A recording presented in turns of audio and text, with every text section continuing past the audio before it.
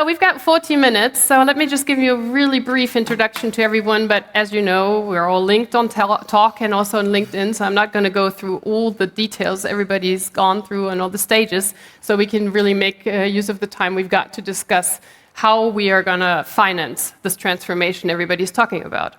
So Bülent, you're at Commerzbank. You are an ESG principal, you're managing director, and you focus on corporate and mid-cap companies and the transformation of them.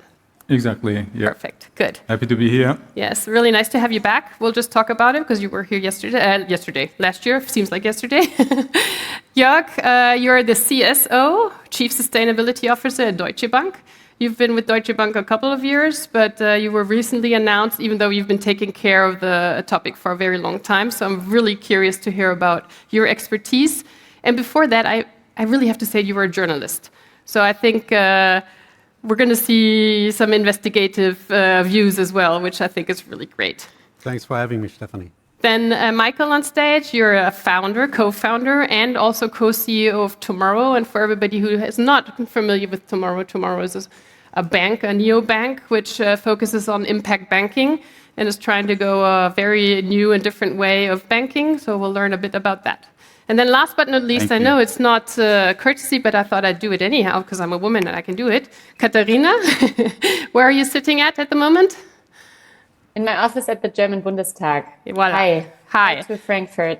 Yes, so Katharina, as everybody might know, she's part of the Bündnis 90 Grüne, and she's, like she just said, part of the Bundestag. And before that, you were at Accenture, so you know both views. You know the politics, but you also know what's going on in the big firms. So awesome to have you on stage virtually as well. Thank you. So to kick it off, what I would like to do first is to understand a little bit of what is your narrative, what is your one statement thinking of this topic? And this I would like to give to you first, Katharina. Give us an insight of what you think is going on at the moment and what drives you the most. Yeah, indeed, it's great that you're having an impact festival in these times. It's even somehow daring because impact is something so positive, and we are living right now in times that feel a little bit negative. But I'm extremely thrilled that you're doing this, apparently already the fourth time, and I think it couldn't be more timely because, as we all know, markets are also psychological. And when we only talk about negative things, and they are there, I mean, we have a war in Europe, we have very dangerous situation in the Middle East. We do have, through the war and some other structural problems in Europe right now, not the, let's say, prospects of prosperity that we would love to have better. But I do think that one of the answers is looking more into what we really want to achieve. What is a positive future and vision for Europe and for Germany? And that is a very much a related question to impact. So that's the core question, yeah, what it is that we want to achieve. And I think we all want to live in peace. We want to live in dignity. We want to live on an intact nature and planet. And therefore, congratulations. And I know that many people are there, wrote me before if we could meet in person. I'm so sorry not to be there in person, but want to just emphasize how important it is. Maybe one word also about finance. We right now see a lot of discussion around the regulation. And therefore, again, it's so important to talk about the impact because at the moment, the discussions in the political domain are a lot about the technical aspects of the implementation. And I do see that there are some question marks and some criticisms that are correct. Yeah, not everything in the legislation that I see right now is perfect. And I think it's our role not to say that in general, sustainability and impact rules, which help to have a comparable market, are wrong, but we have to make them right so that they work correctly and that they really help to fuel and channel all the capital that is there into a good impact direction. And there, I think there are some improvements needed. I don't know how much we want to go into the details. We're probably going to touch that topic, honestly. So thank you for this opening statement. Wow, what a statement, Bülent. what is your narrative? What is your heart wish? And I'm going to talk about what you told me last year, what you wish for, in a minute. Well, it's obviously the same as it was last year because it's not a sprint. We are on a long walk. We look into the future, into the near future, maybe until 2030 when it comes to SBTI, until 2050 when it comes to net zero, which many banks contribute to or have stepped into the membership. And it's just another year, another 12 months that we have many initiatives and projects that we need to lift. And just looking forward, if you look back, it's just extremely interesting what boosters have already been conducted. At the same time, so much still to go and to work on. Happy to proceed here. Yeah. Good. Jörg. Yeah, first of all, I think we as humanity are terribly late in solving that issue, so we need a sprint. And we all know we need huge amounts of investments, and these huge amounts of investment won't come if the incentives are not set the right way, and if we don't internalize the cost of doing business into the pricing system. At the same time, we see CEOs worldwide talking as few as in 2016 or so. Bain has just made a study. Very few people talk about sustainability. Politicians don't talk about sustainability. We all know that this is a race, and this is my second point. We see Johan Rockström in New York. I think he made the right metaphor.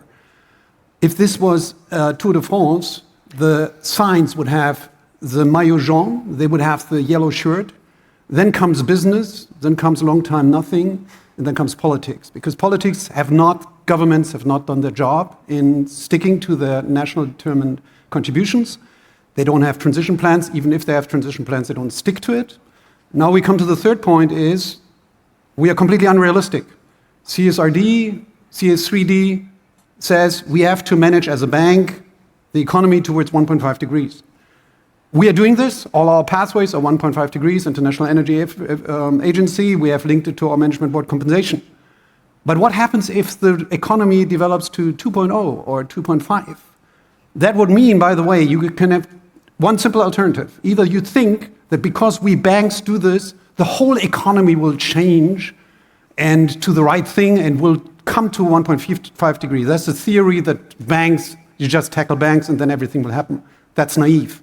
The truth is, we will start and have to fare well parts of the economy if this doesn't become realistic, which is needed for the transition. So we need to be realistic, and eventually we all need to agree what do we steer towards. And I would like to steer towards 1.5, but do we really steer toward? Are you steering to 1.5? Are corporates steering to 1.5? Are governments steering to 1.5? And this really needs to happen if we want to go along with that. Therefore, we need good regulation. We need principle-based regulation. We need the right incentives. The problem is if we have good ideas like taxonomy, like CSRD, which get so nitty-gritty that we are completely distracted from the right things, then eventually we may have the opposite effect that people try and companies try to sneak out. And this is what we are seeing right now. You see a retreat from 1.5 degrees. Morgan Stanley just last week said, we are now going for 1.7. And this is super dangerous because we need a reliable environment, we need a level playing field, and we need to know towards what we are managing and how we can contribute to that. Only then we can make the change happen. Right now, this planet, humanity, is on the completely wrong way, on the complete wrong track, and we are risking to get it completely wrong by regulating it the wrong way. Well, I guess it's a little bit preaching to the choir, but yes, it's definitely the clap worth, because I think that's the narrative here.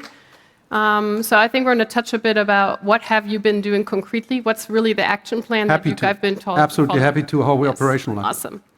Michael.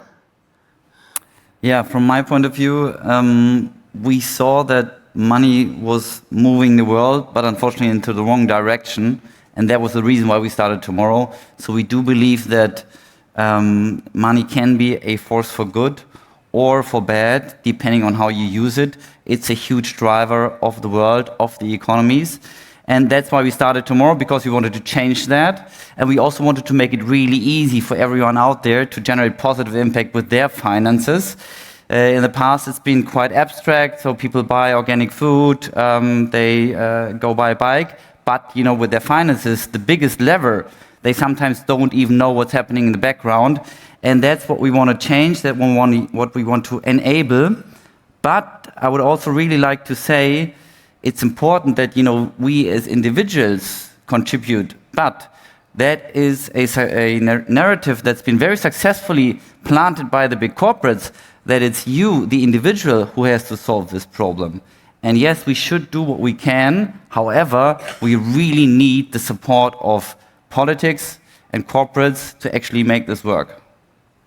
Wonderful. But that's why we're all in one room together, virtually, partially, but I think it's exactly what we need to discuss now. So, Bülent, last year, actually, we were talking about what's the role of banks to transform organizations. So we were talking about what is the role, for example, of an advisor in a branch, talking about what is the role of somebody advising fund portfolio distribution. And at the end, I asked each person on the stage, what do you wish for? What would happen if you had one wish? And you said, I would love to have in every organization, not just one person you look at for ESG, but to have ESG all throughout the organization to really be impactful. Has your wish come true? Have you gone that way? Definitely, we moved a couple of steps and some big steps forward on that one. It would be very hard at a company with 40,000 employees to have just one guy or lady being responsible for that. We have set up this decentralized approach a couple of years ago. I am still fully convinced this is the right way, rather than lifting everything up to an island where some experts and specialists care about those topics when it comes to financing and doing the framework in order to serve your clients. And this decentralized setup has grown in the last year. We have a couple of achievements which can really be seen as key and material to, again, it's not that we as a bank just reshape our model for ourselves, but rather it's to serve the clients. And which clients to be served is high emission sectors to be focused, net zero pathways, target pathways of peers to be compared. And therefore, it's the client engagement strategy that we have included. We have come quite a long way with regards to IT data landscape that we have improved, and there's still much way to go with regards to automation and system linkage. As such, I think it's quite some topics that has happened, and happy to take again some more steps here. Okay, I know Deutsche Bank. You're reporting to the CEO, which I think is totally correct, and I think CSO has to report to CEO because that gives the focus. Are you set up pretty much in the same way, or are you able to, scale the knowledge and scale the approach as well? Yeah. First of all, yes, the Chief Sustainability Officer needs to report to the CEO. I'm absolutely convinced, because you need the backing. A lot of the things you do as a CSO, you touch revenue streams. If you come with a pathway on coal, oil and gas, steel, automotives, it means eventually there need to be decisions made. And you need the backing of the CEO, you need to align it, and it's super strategic. And by the way, if you're taking, this is one of the positive things of CSRD, if you look at the materiality assessment we have to do, that's deeply strategic. You need to deep dive into that.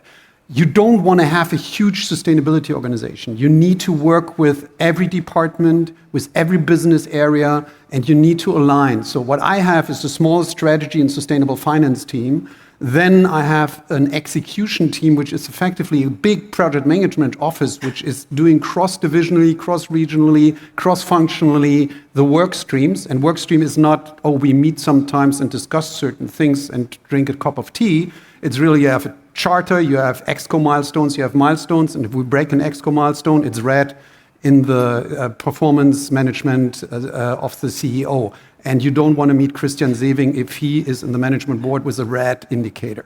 So you really need to manage it. And then we call it group sustainability. This team is doing the policies and frameworks, and this team is doing all the deal validation and due diligences.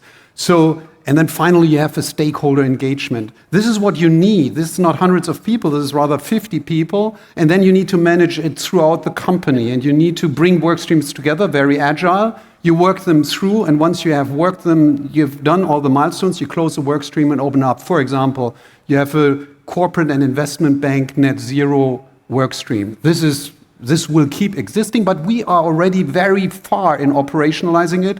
We have 7 sectors we are measuring against, net zero pathways 2050. We have a group budget, we have divisional budget, and now we have linked it to the management board compensation. That means we are in the middle of the steering. And by the way, this is very important, this has been a self-regulation of the banking industry, Net Zero Banking Alliance, which has led to real steering on the management board level. And this is what we need to think about when we regulate. I'm not against regulation. I think we need a level playing field, but we need to think exactly about that. What does it mean for the steering? And steering doesn't mean I have 150 KPIs, like with CSRD, and eventually these are not KPIs, not key performance indicators, these are not performance indicators, these are just indicators, and against many of them, I just cannot steer the company, it would be impossible to do so. Mm-hmm. So Michael, when you were just talking, you said, well, we want to steer the money that's in banking and in the capital markets in total into good. I know you guys are a startup.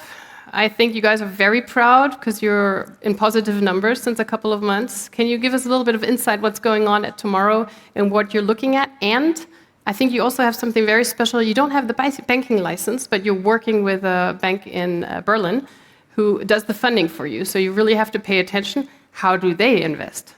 Can you just give us some insights, please? Absolutely. So yes, given that we're still fairly young, we don't have a banking license on our own, working together with Solaris Bank. And we do have several agreements with them that make sure that the money they hold for our customers is invested along tomorrow's sustainability criteria. And so that's our core value proposition also, right? So that's why it's quite important that we agree that this is a process that we follow, and that we also show that in a transparent way. That's why you can find in the Tomorrow app, on the Tomorrow website, where the money is invested, in which bonds, and so on. And I think what's really important is how do you set these criteria? Because, I mean, there's still a lot of ESG going on. On the other hand, we really want to solve for impact. And I mean, you could say, you know, ESG is a first step in the right direction, or you can say it's a joke, maybe a bit of both. Because if I look at ESG funds of big banks, you find fossil fuels company in there after a best-in-class system, or you'll find big pharma in there, or other banks that actually finance fossil fuels quite heavily. And so, unfortunately, this is still happening on a big scale. Mm-hmm. When we were speaking, Katharina, I know you guys met just a couple of weeks ago, and there was some homework, some good given advice that Michael gave you, some points where he was really like, this is something politics needs to help us with. Can you give us some insights of what you guys are thinking, where it changes? You were also, in the introduction, you were talking about it, where you're really thinking what could change in the future and what would help? All the things we've just heard. Yeah, there has been some technical aspects about how bureaucratic sometimes things are, like Mitarbeiterkapitalbeteiligung. I really don't know the English terminology, but we have introduced something quite good there, but there's still one hurdle to be overcome, for example. And so it's a bit nitty-gritty banking stuff, and we are working on it. We are in contact about it, as you said, and so sometimes you do good things, and then there are in other areas, like in what you need to do with Notare, also some things I didn't know I needed to talk about today. I don't have the English terminology, notary. But okay. It's pretty much the same. Notary, how to reduce the administrative burdens there. I want to go back a little bit to what Mr. Eigendorf said in the beginning, and I heard a lot of finger pointing to how governments are not fulfilling their NDCs, and how governments are doing wrong regulation, and how therefore governments are somehow guilty for everything.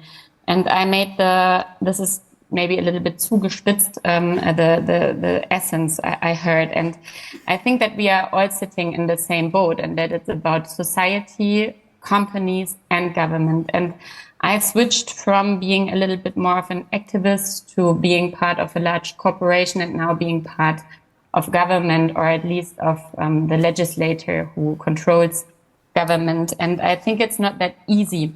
Yeah, I mean, we tried to reduce fossil subsidies, which was a very big thing around diesel, so a subsidy for a fossil fuel subsidy for just the farming sector was, let's say, just 0.5 billion euros per year, and there have been, I mean, we were wished death as, yeah, I mean, we have to be honest about that, and there needs to be an honest discussion about, yes, of course, I want governments to do more, but it's also then the task of the society to back this up, and also with companies. I mean, a lot of banks, German banks, still finance fossil fuels, oil, and gas and coal, but I think oil is one of the big things. There has been a lot of profits after the outburst of the war. And of course, who says I don't want to have these profits? So we need to look into the responsibilities and decisions of each and every actor. And I'm not saying that governments are getting it right. I even said that I would improve and change some of the legislation. And I'm totally on the same page with Mr. Eigendorf when I don't agree with the nitty-gritty stuff of a lot of these things. But on the other hand, I think it's not only the responsibility of the governments, but we can only make courageous decisions and good decisions as a government if we are all advocating for that. And one example there, right now we want to introduce a generational capital thing to co-finance the German pension system. And we will invest as a state around 200 billion euros. And right now, the law only includes a target to invest this profit-oriented. And I want to make it impact-oriented as well in the law. And I asked many CEOs, also in banking, if they wanted to co-author an article with me that this needs to be invested also impact-oriented or ESG-oriented at least. And everybody says no. So there needs to be then also a joint effort in really shifting capital and not leaving green politicians like me alone and fighting for that. So we need to do this together then. Okay. Well, what you're practically saying is we got to do it together and we got to build bridges, right? I saw your post yesterday. I think it was yesterday. Everybody who follows Jörg Eigendorf on LinkedIn might have seen as well. There was something really, I think, brilliant announced that you're going to be helping together with Deutsche Bank to rethink and let's call it modernize, is that a good word maybe? ESG bond regulation, which I think can only be done together. So can you just elaborate a little bit? First of all, I absolutely agree with Katharina Beck. We can only get it done together. And everybody has to take their share. The companies have to, the consumer have to, the governments have to. We rely on the governance for good regulation and principle-based regulation. I just want to give one example. It is absolutely clear that the Green Party was right to say we need to do something about the German building sector. Because if I took the same standards as we put right now in these 7 sectors against companies, against residential mortgages, we wouldn't hand out a loan anymore because all these mortgages won't be net zero by 2050. This is just very, very simple and clear. We need to have, and there needs to be support, and we need to have reliable systems. I think this was very a detrimental discussion in Germany about the right thing. And we need and I really ask Katharina Beck, and who I appreciate very much of her expertise, I don't want to get it wrong here. There's great political thinking, and often we see politicals don't even dare to do it anymore because the voters may say no, because companies, look what happens with e-vehicles in Germany, how they are talked out of the shops. I mean, this is just, to be honest, there is no reason against e-vehicles anymore. We should go for e-vehicles for our cities, for our environment, to manage it well. And if I hear all these arguments, it's just strange. So This is now what you talk about. We are supporting the German government now with the new green financing framework. This is super important because this needs to be updated regularly. So they have to mandate banks. They ask for our advice, but eventually the German government, and we appreciate it very much. I think we need to work closely with the German government, and we want to support the German government in these things which are very prudent and important. We need to determine what means transition. And let's face it, we are talking about 200 billion at least we need in Germany year by year to transform. Where is this money supposed to come from? And I understand your efforts, in which are incredibly good because they create transparency and we need all of that.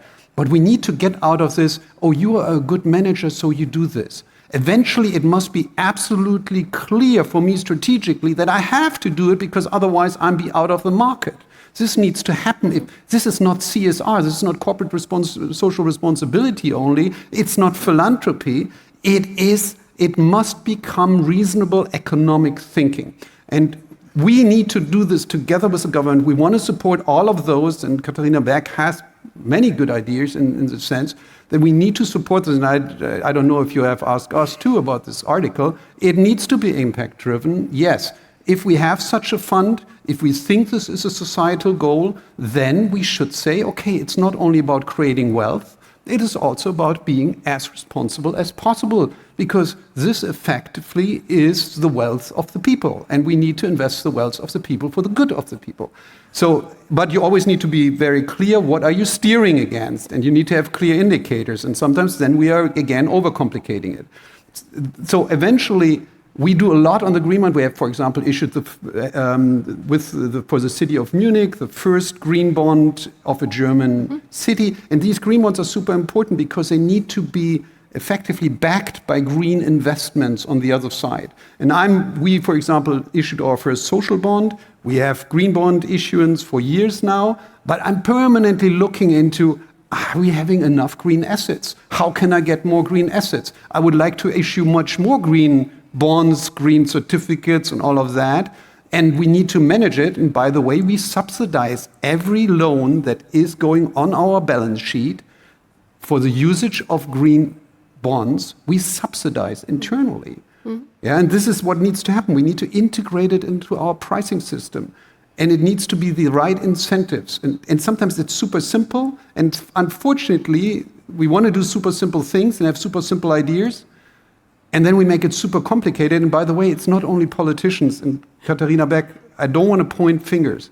It's when you come with an initiative, there are many companies who come to you why this is impossible. And you shouldn't do this. And again, we talk and make it complicated. And you should do this and you should that. And it gets very detailed at the end. What we need to do is simple rules that align us and make the right thing for the environment, the economically right decision. Only then we will be able that 200 billion of investment into our transition will happen. Nobody will do it because I want to be a good CEO or a good CSO. It will only happen if we have the right incentives, the right level playing field.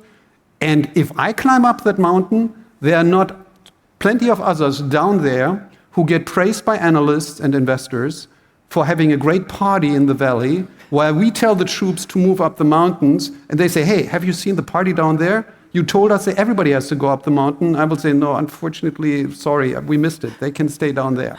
That won't work. Then the job of a CSO, by the way, becomes impossible. It's true. May I add on yes, this? please. I was about to ask about pricing, but you go ahead and then I'll... Yeah, pricing, steering, portfolio management that you need to, at the end of the day, of course, conduct. And I assume this is pretty much the same with regards to other large banks. For me, the positioning and the discussion still is largely on green financing and a green transition. Commerzbank has had a unit named Center of Competence Renewable Energies since the 1990s. I don't know if some of the crowd here was on Mother Earth already in 1990s, but this is maybe the easier part, saying yes on an offshore wind parks, project financing. Maybe my colleagues will now be angry with me because it's not always easy. There are some complex parameters in that too, but this is the typical green financing that we conduct. And we are all happy to do more on that.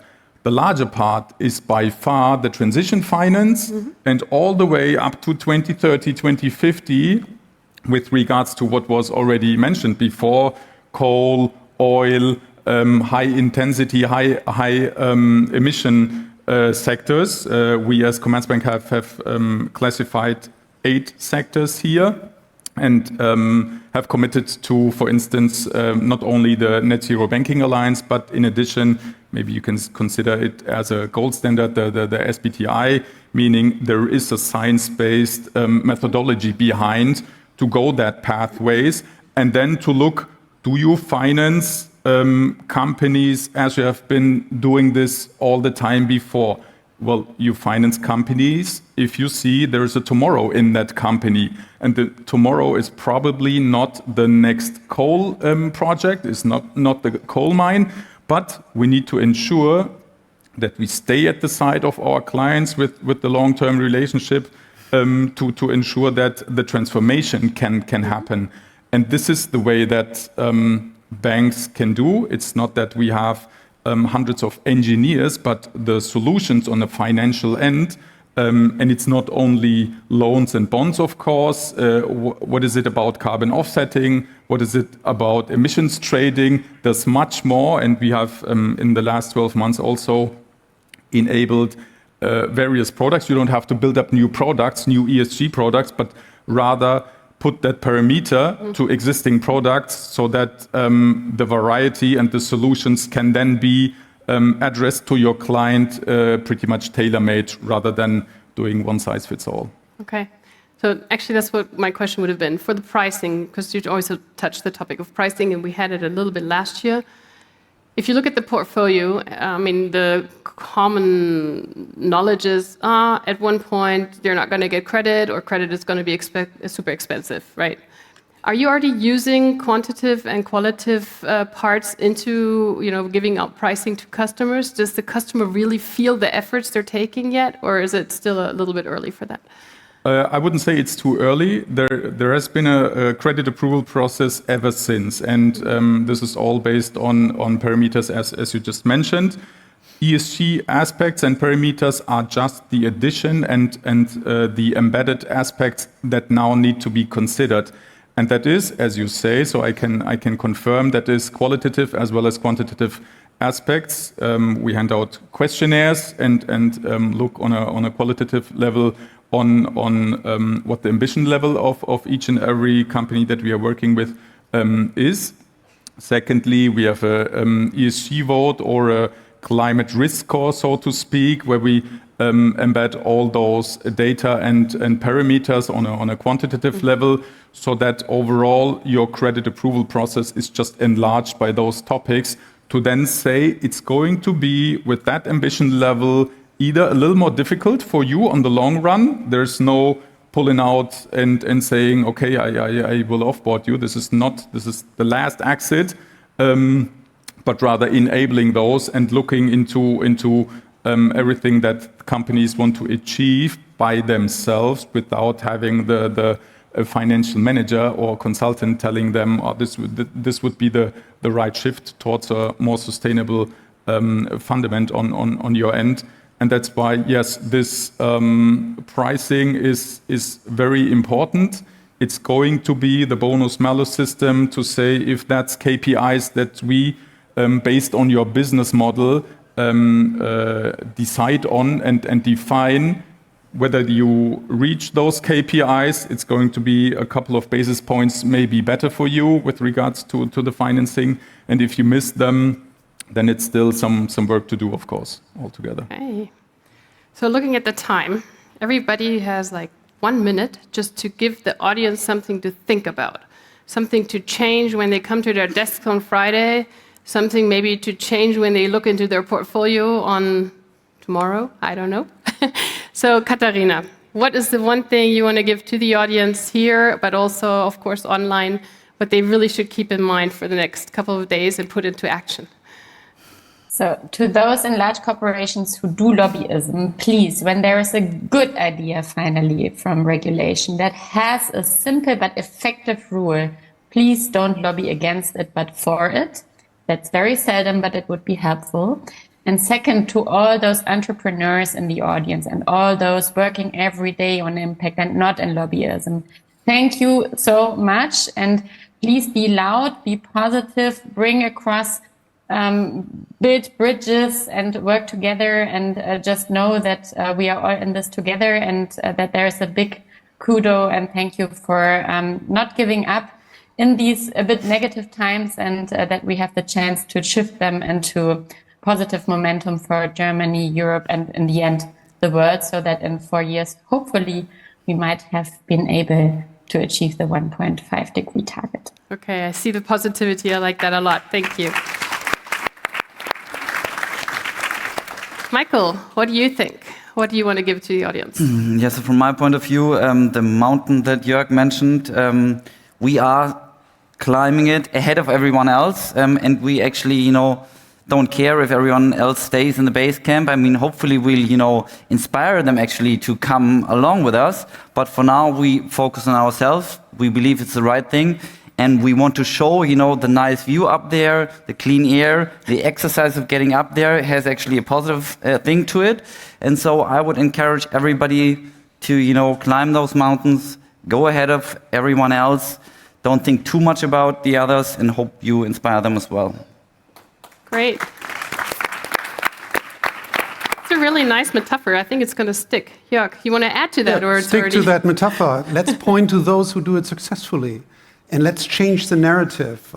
I learned now in the 8.5 years I'm responsible for sustainability in Deutsche Bank, and for 2 years now solely on sustainability. I learned the narrative, you do it for your children and your grandchildren, just doesn't work. Let's try to create it positively, try to praise those who do it right. You are a consumer, go to those. If a car company makes a transition successfully, you have a choice. If you do your job great, everybody has a choice. And this is, I think, we need to come with more positive. It needs to be the positive example. This is what I would ask everybody. Let's change the narrative. Let's fill this with positive. There are good enough positive stories out there, and we just need to bring them there so everybody wants to follow up the mountains, and there's no reason anymore to stay in the valley. That's the one thing, and then there's a very personal ask. I always say that just eat less meat and fish.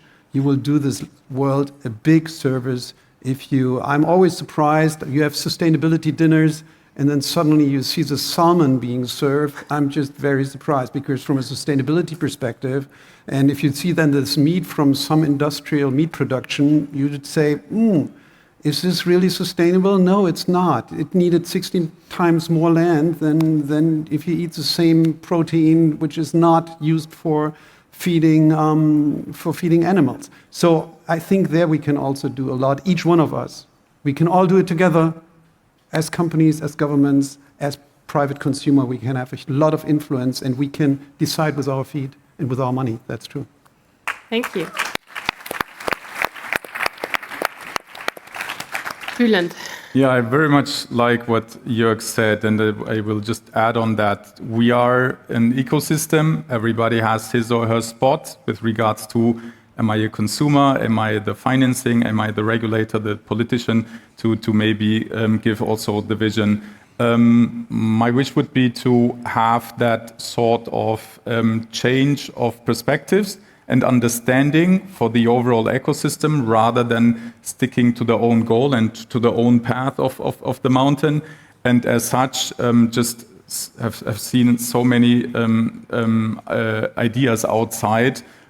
Be good role models in each function that you serve for, and continue the path. Awesome. So everyone, let's wrap it up. Give a big applause. I'm very happy we got into some details of what's really happening. Katharina, thank you so much for joining us. I know you're also available on LinkedIn, so everybody who wants to reach out, I think you're always happy, because I see your posts as well, and there's a lot going on which gives transparency, so feel free, and the same I think is for you as well. Thank you for joining us, and maybe next year we should talk about how to change the narrative of sustainable finance toward the positive. I think I would like that a lot.